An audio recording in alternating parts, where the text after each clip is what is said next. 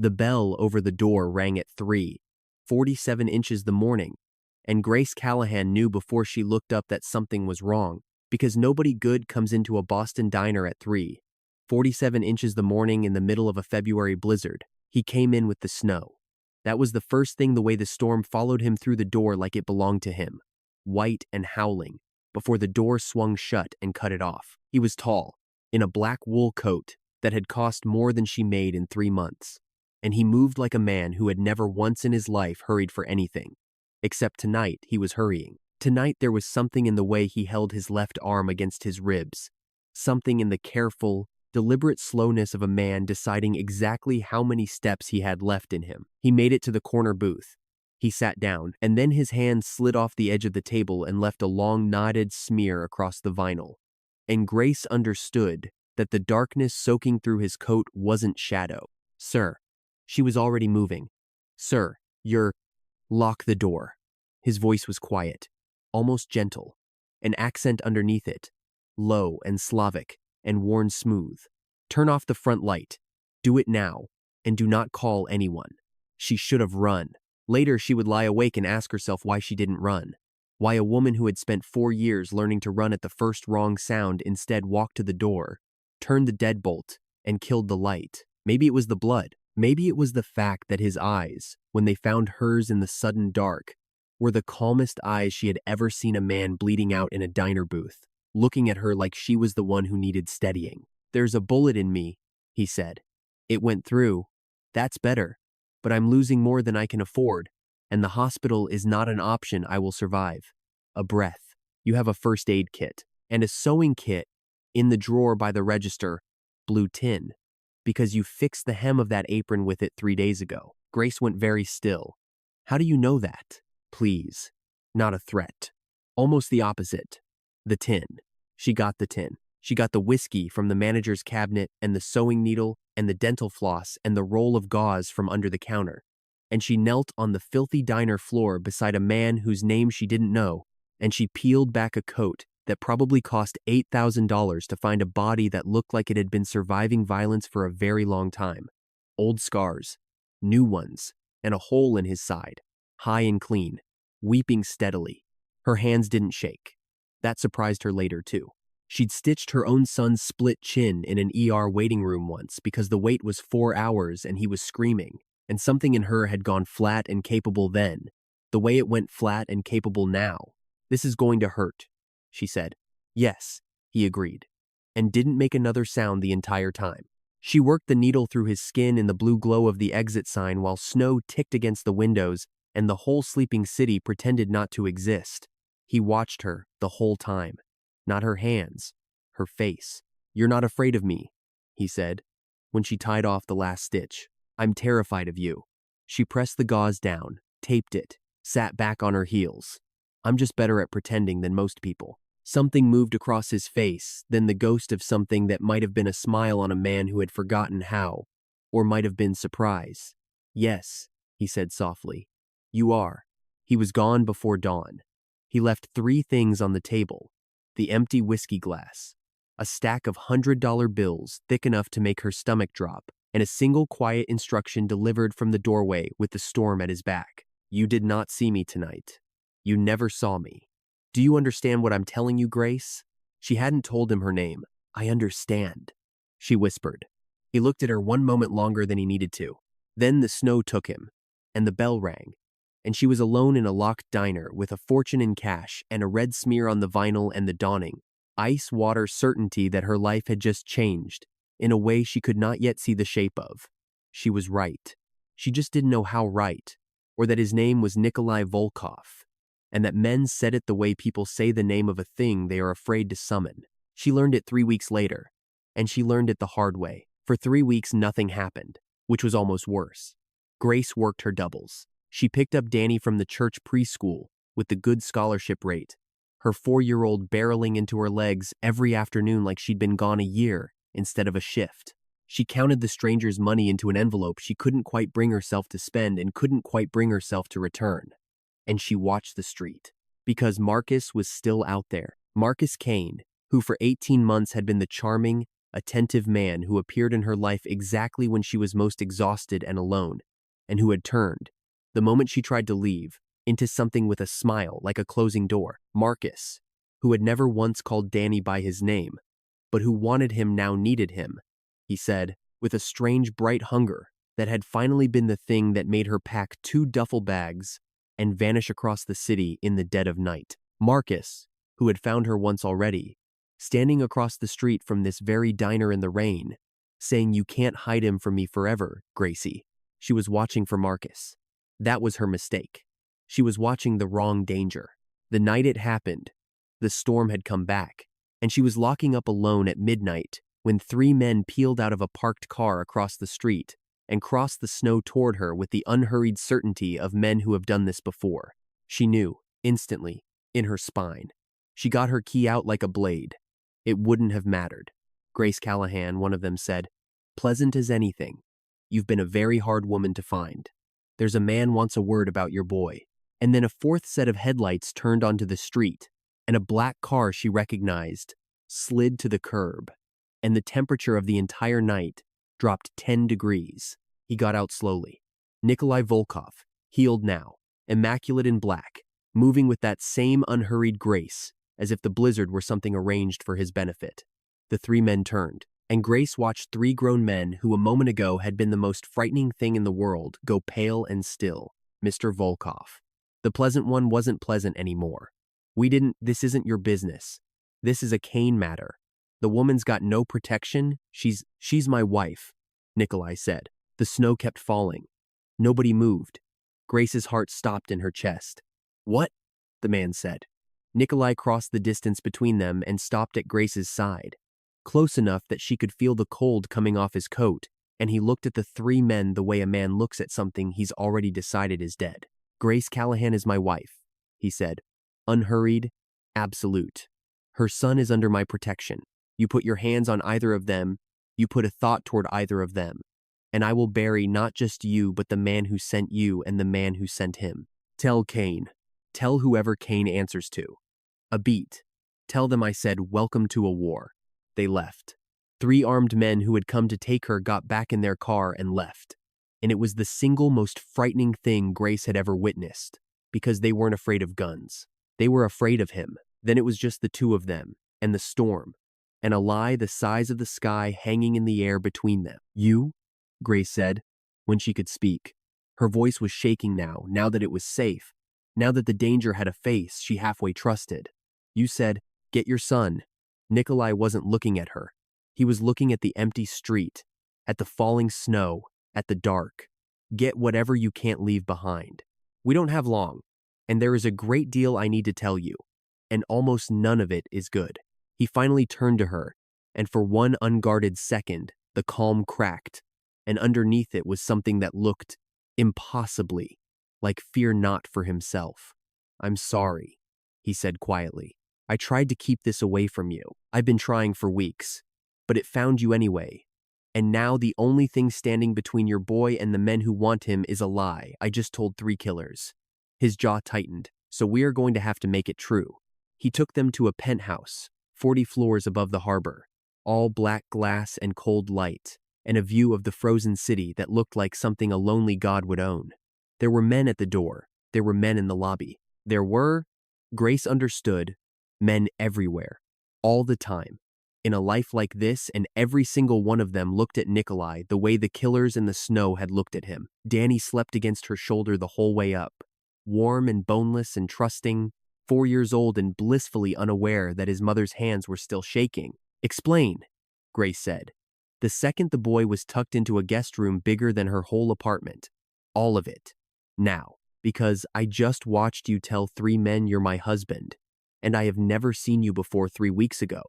And my son is asleep in a stranger's palace, and I need you to explain right now, or I am walking out that door and taking my chances with the snow. You wouldn't survive the lobby." He said it without cruelty, pouring 2 glasses of something amber. "The men downstairs are mine. The men who want your son are not, and they are already watching this building." He held out a glass. She didn't take it. He set it down. "My name is Nikolai Volkov. You will have heard it, or you will hear it soon. And everything you hear will be true, and none of it will be the whole. My family controls a great deal of this city. We are not good people. I want you to understand that clearly, before anything else, because I am about to ask you to trust me, and you should know exactly what you're trusting. You said I'm your wife. I said it because the only law those men respect is ownership, and the only thing in this world they will not touch is what belongs to me. His eyes came up to hers, steady and dark. A woman alone they will take. A child alone they will use. But a Volkov wife, a Volkov son, that they cannot touch without ending themselves. I gave you the only armor I had. It was that or watch them put you in the back of a car. Grace's throat was tight. Why? Why would you? She stopped. Started again, lower. You didn't wander into my diner by accident 3 weeks ago. Did you? You knew my name before I told you. You knew about the sewing tin. You've been watching me. How long? Grace. How long? 6 weeks. He didn't look away from her, and she would give him that. Later that he made himself hold her eyes while he broke something in her. 6 weeks ago I was given a contract, a woman and a child. Loose ends. To be found and erased quietly. I took it. Her stomach dropped through the floor. I took it, he went on. Relentless. Gentle. Because if I had not taken it, someone else would have, and that someone would have completed it. I took it to control it, and then I found you. And I watched you carry double shifts on a bad ankle so your son could have the good preschool.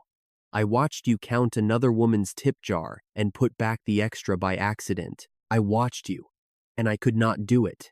And I have never in my life been unable to do a thing I set out to do. His voice roughened, just slightly. The night I came to your diner bleeding, I was bleeding because I told the men I answered to that the contract was dead, that you were dead, and they didn't believe me. So they tried to make sure of both of us. Grace sat down. She had to. You took a job to kill me, she whispered. Yes, and instead you took a bullet for me. Before we'd ever spoken. Yes, the snow fell past the black glass, 40 floors of nothing beneath them. And Grace Callahan looked at the most dangerous man in Boston and felt the ground of her whole understanding shift, because she should have been running. She should have been screaming, and instead all she could think was that no one had ever stood between her and the dark before. Not her whole life. She'd always been the one standing in front, and here was a killer who'd bled in the snow rather than raise his hand against her, looking at her like she was the one thing in his ruined world he wasn't willing to lose. The marriage isn't real, she said. It came out unsteady. No. A pause that lasted a beat too long. It's an arrangement. Protection. Nothing you don't consent to. Nothing I take that isn't given. You'll live under my name and my roof and my men until this ends.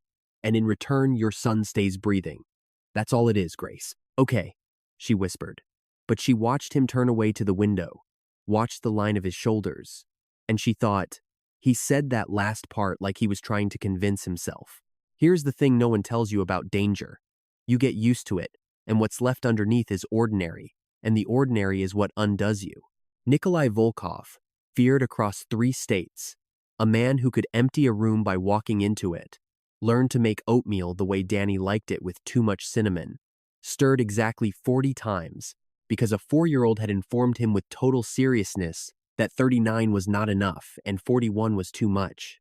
Grace watched from the doorway the first morning it happened, coffee going cold in her hands, as the most powerful man she'd ever met stood at a marble island counting stirs under his breath while a small boy supervised with a plastic spoon. He started walking Danny to preschool. It began as security. Nikolai didn't trust the route, didn't trust the drivers, didn't trust anyone. But the security explanation wore thinner every week, because a bodyguard doesn't crouch in the snow to retie a boot. A bodyguard doesn't learn the names of all the dinosaurs, so he can be quizzed on the walk.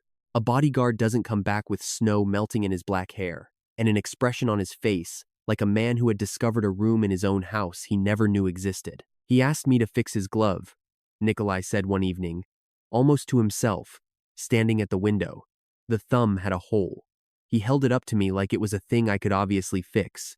A silence. No one has handed me something to fix in 20 years. Did you fix it? Grace asked. He turned, and the look on his face was so naked, so lost, that she felt it in her chest. I bought him 9 new pairs, he said. but I kept the old one. I don't know why. Grace knew why. Grace was beginning to be afraid of how much she knew why, because it was happening to her too. That was the danger no one had warned her about. Not the guns, the tenderness, the way he'd started leaving the hall light on because she'd mentioned once that Danny was scared of the dark, the way he stood exactly close enough at doorways that she could feel the warmth of him and exactly far enough that he never touched. The way, one night, folding the small laundry together on the enormous bed in the enormous empty penthouse, his hands, which had done unspeakable things, carefully matching a pair of dinosaur socks the size of his palm their fingers had brushed. And both of them had gone completely still, and neither had moved away. And the moment had stretched and stretched until Grace could hear her own pulse. "Grace," he'd said, low, rough, and then his phone had rung, and the moment shattered, and he'd stood and taken the call in Russian in the other room. And the man who came back 3 minutes later was ice again. All the way through, the tenderness locked back behind a face like a shut vault. He didn't look at her the rest of the night. He almost touched her a dozen times after that. He never did. He'd raise his hand toward her face and stop. He'd start to say something in the dark and swallow it. Once she woke on the couch where she'd fallen asleep and found a blanket over her that hadn't been there and him gone from the room, and she lay very still in the dark and understood that he had covered her and left rather than risk waking her, rather than risk the moment, rather than risk himself. He protected her before he would let himself love her. "Why won't you?" she started. One night, and couldn't finish. "Because you didn't choose this." He said it staring at the frozen harbor, 40 floors down. "You were handed to me by men who wanted you dead. Everything you feel in this house, you feel because I stand between you and the grave. That's not a choice, Grace. That's a cage with a kind jailer. And I have wanted, my whole life, exactly one thing I was not permitted to take. I learned to live without it. I can live without this too." A pause that cost him. "I won't be the second cage you couldn't get out of." Grace thought about Marcus, about the smile like a closing door. And she thought, he's the first man who ever noticed the cage before I did. That was the night she stopped pretending to herself that the marriage was fake. She found the room by accident. She was looking for Danny's misplaced dinosaur, the green one, the important one, the one there could be no sleeping without, and she opened a door at the end of a hall she'd never had reason to open, and she found Nikolai's private study, and she found the file. It was on the desk. He hadn't hidden it. Hiding it had probably never occurred to a man whose whole world obeyed him. A manila folder, thick, and when Grace opened it, her blood turned to slush because it was her. Photographs, dozens. Her at the diner counter, her walking Danny in the snow, her asleep on a bus, her buying groceries, her from 6 weeks before she'd ever heard the name Volkov. Pages of notes in a precise slanting hand. Her schedule, Danny's schedule, the scholarship rate at the church preschool, the name of her landlord, the exact route she walked home. She was still standing there, the folder shaking in her hands, when she heard him in the doorway. "That isn't what he started, isn't it?" She turned. Her voice cracked down the middle. "You watched me, for weeks. Before you ever spoke to me, you had photographs of my son on a preschool playground. You knew my landlord's name. You knew the bus I take. This is a hunting file. Nikolai, this is how you find someone to erase them. You told me that's what you were sent to do, and I let myself forget it because you make oatmeal and you kept a broken glove. But this," she held it up, the pages trembling. "This is the truth of what you are." Yes. He didn't flinch. He never flinched.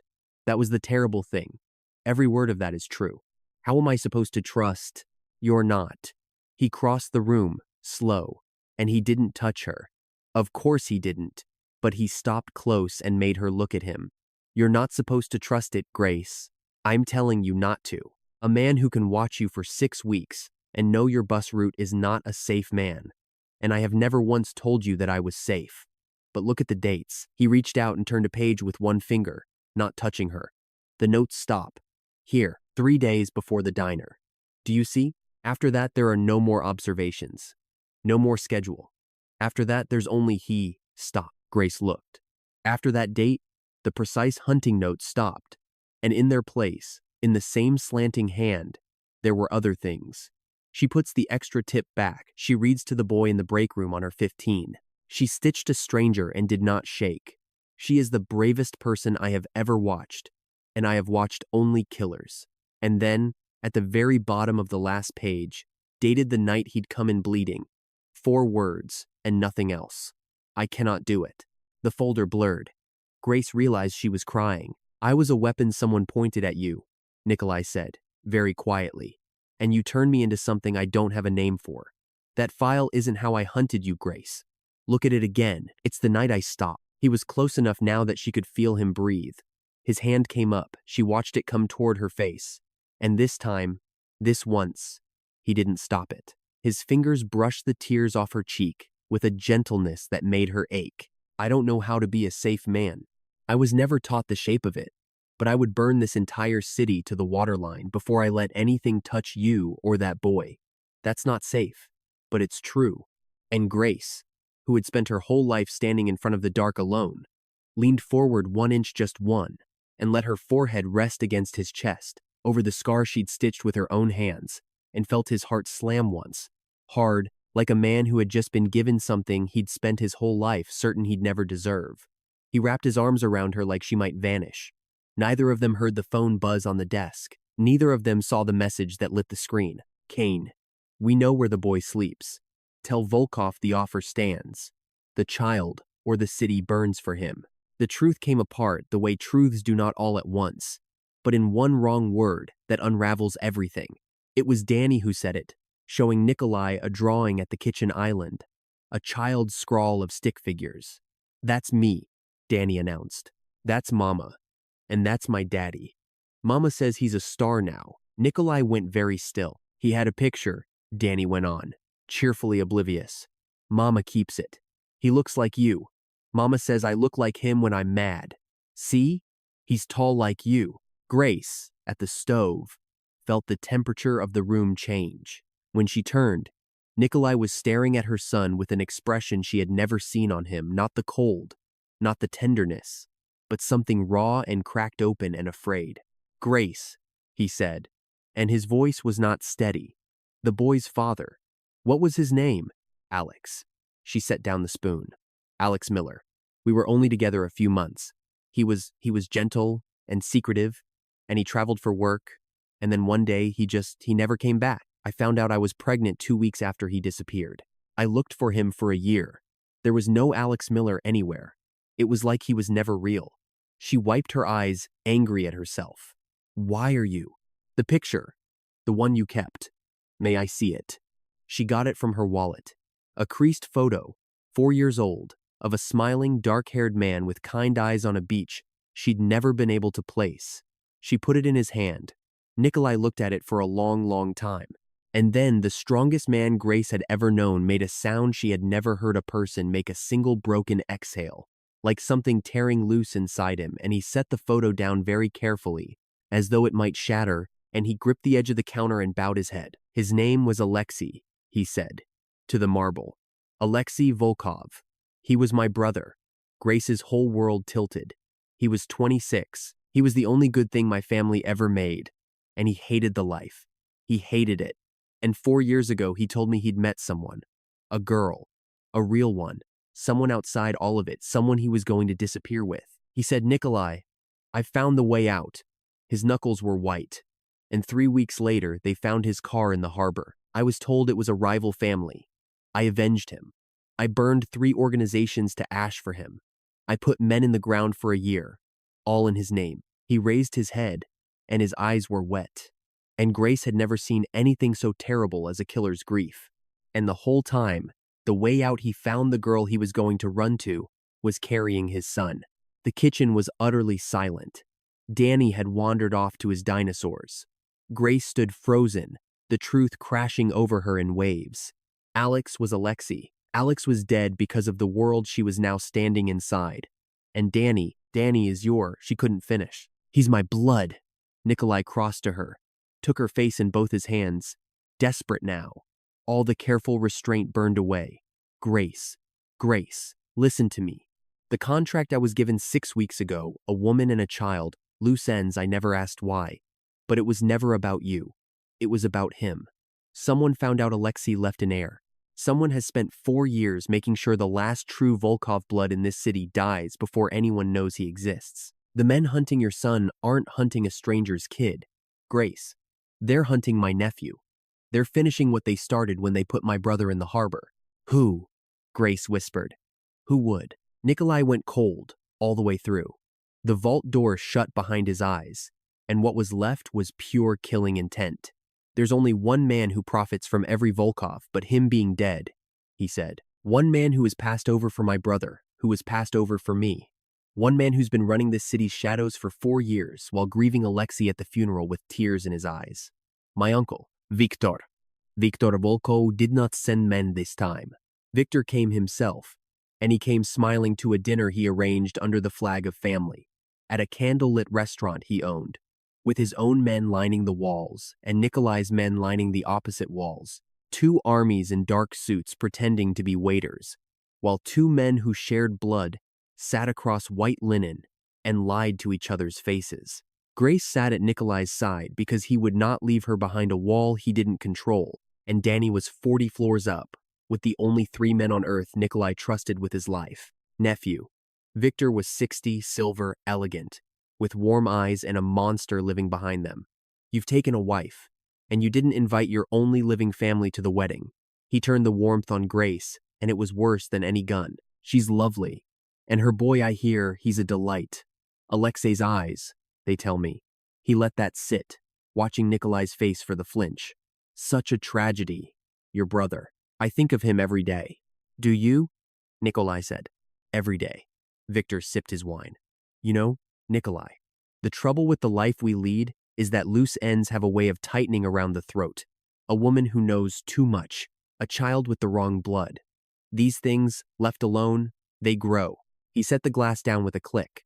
I've come to offer you a kindness, one you're too sentimental to give yourself. Hand me the boy. He'll be cared for, far away, and forgotten, and your pretty wife can keep her life and her freedom, and this whole ugly business ends tonight, between family or don't, and learn how much fire a man my age can still command. Your choice, nephew, but choose knowing I put your brother in the water, and I would do it again, and I will do it to that child before I let him grow up to take what's mine. He said it plainly. He said it as a gift, the truth. Finally, out loud, a confession offered like a dare, because Viktor Volkov did not believe his nephew could touch him in a room full of witnesses under the flag of family. Grace felt Nikolai go completely, arctically still beside her, and she understood, in that stillness, that Viktor had just made the last mistake of his life. Thank you, Nikolai said quietly, for telling me in front of witnesses.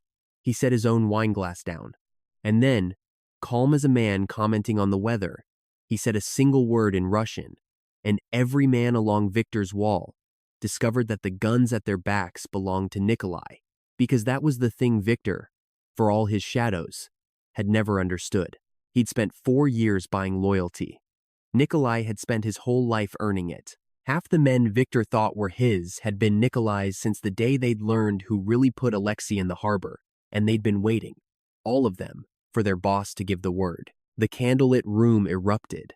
What happened next, Grace would only ever remember in fragments: the crash of overturned tables, the screaming, the muzzle flashes strobing the elegant dark.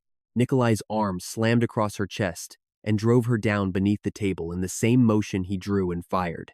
His body a wall between her and the room, and she felt the impacts, felt him take a hit and not fall, felt him haul her up and move her through the chaos, with one arm iron banded around her and the other clearing a path in fire. Stay behind me, he snarled. Stay behind me. And she did. She pressed herself to the blood-warm width of his back and let the most dangerous man in Boston walk her out of a slaughter he'd started to save her. But Viktor was already gone. Viktor had run at the first word, out a back the way old wolves survived to be old, run for the one place he was certain his nephew's sentiment would give him a hostage worth everything. Nikolai's phone rang as they burst into the snow, one of the 3 men. And Grace watched the blood drain from Nikolai's face, watched the last human warmth go out of him, and something ancient and terrible take its place. Viktor has the building, he said. He has men in the building. He's going for Danny. It was Kane who had Danny. They caught it on the way, the black SUV peeling away from the penthouse. Marcus Kane at the wheel.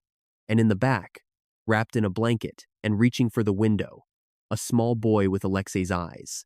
Marcus Kane, Victor's man from the very beginning, the false ex planted in Grace's life 4 years ago to keep watch on the child, until the day it became more useful dead than watched. The smile like a closing door. He'd never wanted Danny. He'd been guarding the trap. They ran the SUV to ground at an old stone church on the harbor's edge. Deconsecrated, snow blowing sideways through the broken rose window. And Grace was out of the car before Nikolai could stop her, running through the drifts toward the sound of her son crying inside. Nikolai caught her at the doors. Grace, you go in there. Victor uses you against me. And I lose the one thing that makes me able to do this. He gripped her shoulders. Snow whipping between them, blood soaking through his coat from the hit he'd taken and hidden. Let me bring him out. Trust me one more time. Trust me once more. He's my son. She wept. He's ours, Nikolai said, and it stopped her heart. He's mine and he's yours, and I am going to walk in there and bring our boy home, or I am not going to walk out at all. Stay here, stay behind the pillar. If it goes wrong, he pressed a gun into her hands, closed her fingers around it. If it goes wrong, you don't hesitate. You understand? You've never once hesitated in your life. Don't start tonight. Then he kissed her finally, the first time, hard and desperate and salt with snow. And he turned and walked into the dark of the church, into the guns, without hurrying, the way he'd walked into her diner bleeding a lifetime ago. Grace saw it all through the broken doorway, framed in falling snow. She saw Victor at the altar with Danny held in front of him. She saw Marcus Kane at his side. She saw the ring of men, and she saw Nikolai walk into the center of them alone and unhurried. And she heard him say, "Over the wind, let the boy go. Uncle, he's 4 years old. Whatever's between us, it was never his. Everything is his," Victor said. That's the whole tragedy of him. And he raised his gun to the child's head. Say goodbye to your brother's ghost, Nikolai. Several things happened in the same half-second. Marcus Kane, who had spent 4 years watching Grace, who perhaps had one human thing left in him after all, or who simply understood that a dead child bought him nothing, moved, shoved Danny sideways, out of the line of the gun. Victor turned on him, enraged, and fired, and Kane fell. And in the gap that opened, Nikolai moved, faster than Grace had ever seen a man move, crossing the altar in a blur, folding his body completely around the small, screaming shape of his nephew, as the church exploded into gunfire. He took his uncle's men and he did not stop. Wounded, bleeding from 3 places now, he cut through them with the child pressed to his chest, and his back turned to the guns, his own body, the wall. Always the wall, taking the fire meant for the boy. Grace fired from the doorway, exactly as he'd told her, no hesitation, dropping a man drawing down on Nikolai's exposed back. And then it was Victor and Nikolai alone in the snow-blown ruin, the old wolf and the one he'd never managed to kill. And Nikolai set Danny down behind him, gently, and turned to his uncle empty-handed with the child safe at his back. You put my brother in the water, Nikolai said. Victor raised his gun. He was fast, for an old man. Nikolai was faster, and he had spent 4 years waiting for this exact moment, and he did not miss. Victor Volkov sank to his knees at the altar of the ruined church, and looked up at his nephew with something like surprise, as though even now he could not believe the sentiment he'd counted on had teeth. You were always, he said, and didn't finish, and fell. Then it was quiet, just the wind, and the snow through the broken rose window, and a small boy's voice saying Kolya, the name Danny had made for him weeks ago, and Nikolai Volkov, covered in his uncle's blood and his own, sinking to his knees on the church floor and pulling his brother's son into his arms and holding on like a drowning man, his face pressed into the child's hair, his shoulders shaking. Grace crossed the church through the smoke and the fallen and knelt down and wrapped her arms around them both, and the 3 of them stayed there like that, on the floor of an abandoned church in a blizzard, holding on to the only family any of them had left, until the sirens Nikolai's men had held back finally started to sing. Boston thaws slowly. It comes reluctant and late, the snow going gray and then to water, the harbor breaking up in slabs, the light staying a little longer every day, until one morning you walk outside, and the cold has simply lost the argument. By the time the crocuses came up in the little park by the water, the man everyone had feared was, To the wider world. Simply gone retired, they said. His territories divided. His war concluded. What the wider world didn't know was that Nikolai Volkov had spent the spring doing the single most dangerous thing of his life, which was learning how to be happy. He still ran things. You don't walk fully out of a life like that. You only change what you pointed at. But the penthouse of black glass had a child's drawings on the refrigerator now, held up with magnets shaped like dinosaurs, and there was a dent worn into one couch cushion where a small boy watched cartoons every morning. And there was oatmeal, always, stirred exactly 40 times. Grace stood at the window one morning and watched the harbor come apart into spring, and she felt him come up behind her, felt the warmth of him at her back. And this time he didn't stop himself. His arms came around her. His chin came to rest on the top of her head, and neither of them said anything for a long while because they didn't need to anymore. He asked me this morning if he could call me Dad, Nikolai said finally. And his voice, the low dangerous voice a whole city had trembled at, broke clean in half on the word. Not Kolya, Dad. I told him he'd have to ask you. I couldn't answer him, Grace. I've had guns to my head steadier than I was at a breakfast table. Grace turned in his arms. She looked up at the scarred, powerful, gentle wreck of a man who had walked into her diner to end her life and stayed to build it instead. And she reached up and touched the place on his side where, months ago, she had knelt on a filthy floor and stitched a stranger back together without knowing she was sewing her whole future closed. The marriage was never real, she said softly. You said so yourself. It was an arrangement. So marry me for real, not for protection, not for a name. Marry me because our son wants to call you Dad and I want him to be able to. And because I stopped pretending this was fake the night you covered me with a blanket and walked away. She smiled, and it wobbled. Marry me because you're the only man who ever noticed I was in a cage before I did, and then spent every day since making sure I never am again. Nikolai Volkov, who had never in his life been unable to speak, could not speak.